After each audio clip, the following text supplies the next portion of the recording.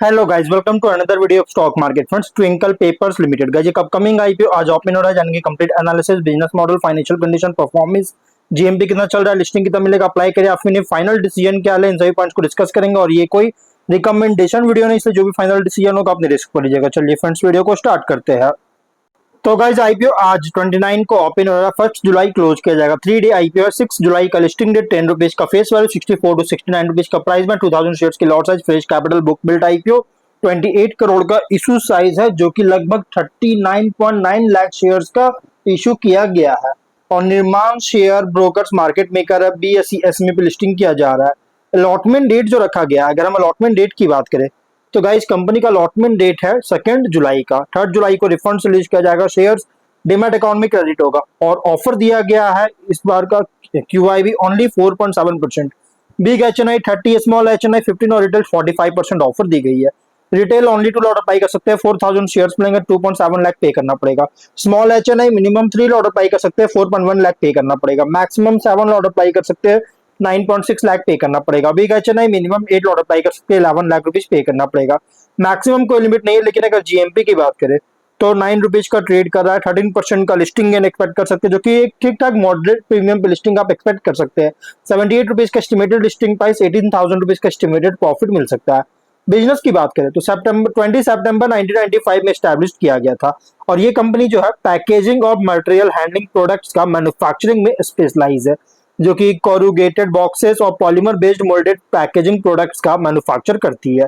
Plastic products जो कि utilise करता है एडवांस टेक्नोलॉजीज का, जैसे blow moulding, injection moulding, rotational moulding, जो कि प्राइमरली अलग इंडस्ट्री जैसे food, dairy, construction, chemicals, pharmaceuticals, textiles को सर्व कर रही है।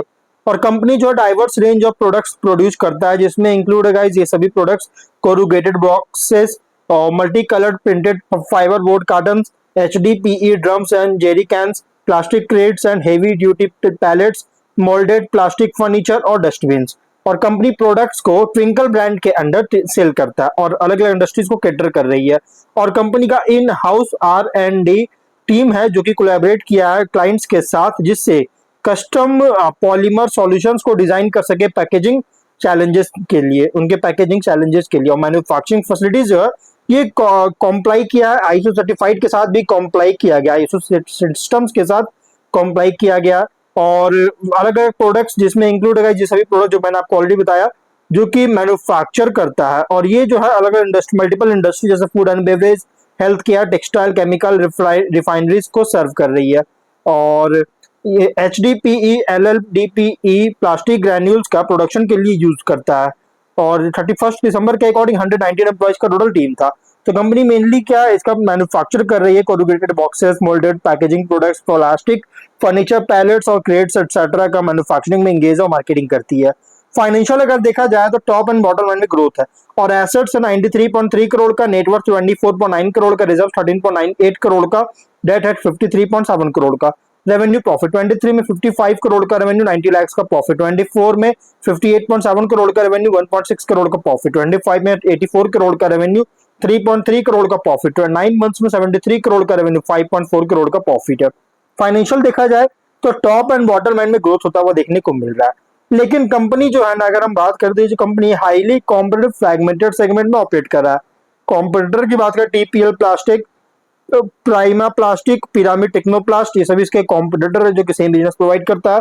ऑब्जेक्टिव क्या है, तो न्यू मशीनरी का परचेज करके एग्जिस्टिंग फैसिलिटीज में एक एक्सपेंशन के लिए कैपेक्स करना चाहती है, मशीनरी परचेज करना है इसको। और लोन्स का रीपेमेंट करना चाहता है, working capital requirement, general corporate purpose के लिए फंडिंग चाहता है। रेशियोज में ROE RONW 21.6, ROCE 18.8, PAT margin 7.5, EBITDA margin 14.9% का। लेकिन डेट इक्विटी वो 2.1 टाइम का, जो कि बहुत ज्यादा debt equity ratio.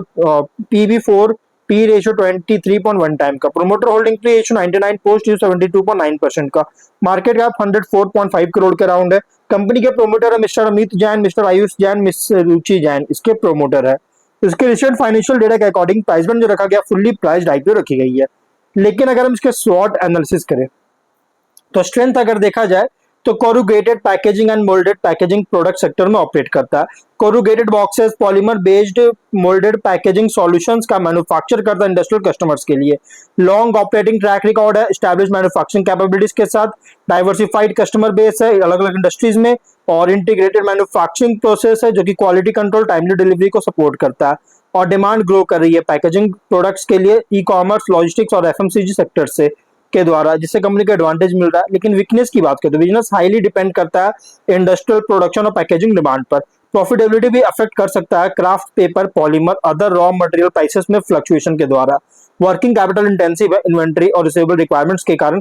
Scale relatively बहुत ही स्मॉलर है लार्ज पैकेजिंग कंपनीज के कंपैरिजन में। कस्टमर कॉन्सेंट्रेशन रिस्क है जो कि रेवेन्यू स्टेबिलिटी को इम्पैक्ट कर सकता है। अपॉर्चुनिटीज की बात करें तो डिमांड ग्रो कर रही है corrugated boxes sustainable packaging solutions के लिए। एक्सपेंशन कर रहा है न्यू इंडस्ट्रीज और एक्सपोर्ट मार्केट्स में, जिससे रेवेन्यू डाइवर्सिफिकेशन इंप्रूव कर सकता है।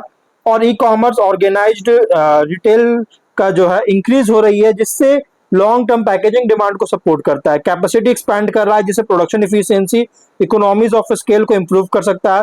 प्रेफरेंस बहुत तेजी से राइज हो रहा है रिसाइकलिंग पैकेजिंग के लिए, जिसे न्यू बिजनेस अपॉर्चुनिटीज क्रिएट करता है। लेकिन थ्रेट अगर देखा जाए तो कंपटीशन बहुत ही स्ट्रांग है ऑर्गेनाइज्ड रीजनल पैकेजिंग मैन्युफैक्चरर से। पॉलीमर और पेपर और पॉलीमर प्राइसेस में वोलेटिलिटी के कारण मार्जिन इंपैक्ट कर सकता है। इकोनॉमिक स्लो डाउन के कारण इंडस्ट्रियल पैकेजिंग डिमांड को रिड्यूस कर सकता है। इन्वायरमेंटल रेगुलेशंस के कारण एडिशनल इन्वेस्टमेंट जो कि रिक्वायर हो सकता है सस्टेनेबल पैकेजिंग में। और प्राइसिंग प्रेशर लगाया जा सकता है लार्ज कस्टमर से, जिससे प्रॉफिटेबिलिटी को अफेक्ट कर सकता है। पीयर कॉन्टेक्स्ट अगर लार्ज पैकेजिंग मैन्युफैक्चरर से कंपेयर करेंगे तो मिड स्केल कोरुगेटेड और moulded packaging products manufacturer as operate कर रही है।